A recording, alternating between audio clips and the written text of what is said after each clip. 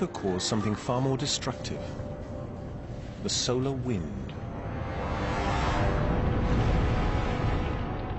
As they reach the surface, photons heat up the outer layers of the sun, sending it hurtling around the star, creating extreme turbulence and intense shock waves.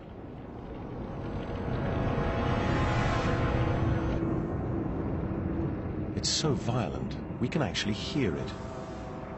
Picked up by the orbiting SOHO satellite, this is the sound of the sun.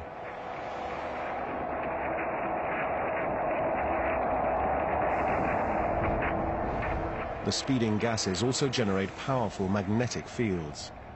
As the star rotates, the fields clash and burst through the surface.